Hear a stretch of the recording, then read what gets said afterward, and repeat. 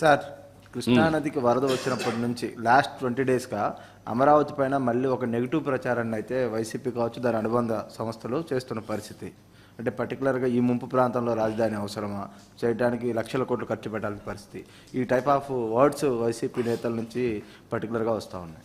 ఈ తెలివైన మేధావుల్ని చెన్నైని మార్చేయమనండి, బెంగళూరు సిటీని మార్చేయమనండి, బాంబే సిటీని మార్చమనండి, హైదరాబాద్ సిటీని మార్చమనండి. బుద్ధి జ్ఞానం ఉంటే మాట్లాడడం మానేయమనండి, బుద్ధి జ్ఞానం లేకపోతే మాట్లాడమనండి. మీ ఇంటి మీద నీళ్ళు వస్తాయని ఆకాశంలో పోతావు నువ్వు, ఇంటికి నీళ్లు రాకుండా చూసుకోవాలి. ఊరికే మర్యాద చెప్తే మర్యాద కూడా లేదు వీళ్ళకు. మర్యాద తెలుసుకునేది నేర్చుకోవాలి. ఇంకొకసారి మాట్లాడితే ఆ నాలుకలు తాళాలు వేయాల్సి వస్తుంది. వాట్ నాన్ సెన్స్, ఏంటి తమాషగా ఉంది.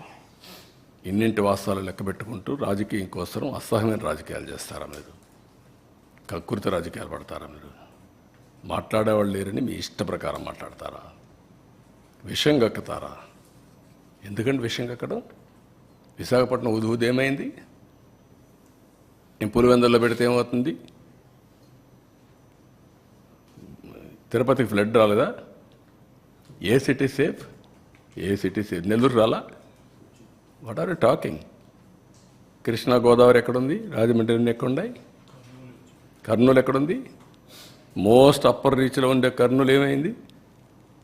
కర్నూలు కొట్టుకుని పోయే పరిస్థితి లేదా? బుద్ధి జ్ఞానం ఉండాలి మాట్లాడాలంటే. మీరు చేసిన ఏదో పనులకి ఒక మాటలో చెప్పాలంటే నేల మీద ముక్కు పెట్టి రాసుకోవాలి మీరు, తప్పుడు పనులు చేసి. కొంచెం పాలిష్డ్గా మాట్లాడుతున్నాం. పాలిష్డ్గా మాట్లాడితే వాళ్ళకి ఎక్కదు. ఎక్కని వాళ్ళకి ఏం చేయాలో కూడా చేసి చూపించాల్సిన అవసరం ఉంది. అదే జరుగుతుంది రేపు. మొన్న చూశారు మీరు, అక్కడ పోతే వీళ్ళని ఏం చేశారు. అదే జరగాలి ఈ రాష్ట్రంలో. కనీసం దిగారంటే మీరు నీళ్ళల్లో.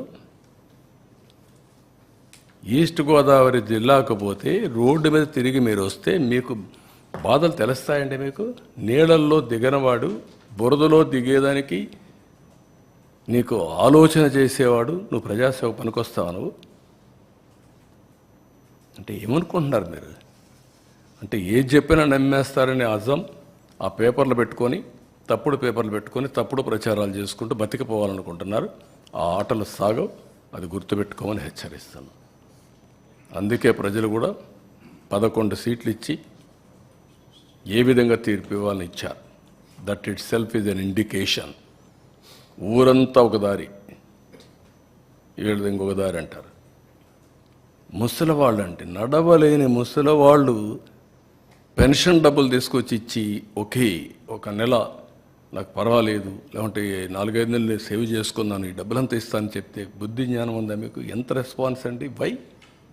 వై పీపుల్ ఆర్ గివింగ్ అంటే అమాయకులు వాళ్ళు. ఒక విపత్తు వచ్చినప్పుడు ప్రవర్తించవలసిన తీరది. వాళ్ళు మనుషులు, నువ్వు మనిషి కాదు కాబట్టి, ఈ పార్టీ మనుషులు కాదు కాబట్టి ఇష్ట ప్రకారం మాట్లాడుతున్నారు. మానవత్వం లేకుండా మాట్లాడుతున్నారు. పుండు మీద కారం చల్లినట్టు. పార్టీ తరపున అనౌన్స్ చేశారు అమౌంట్.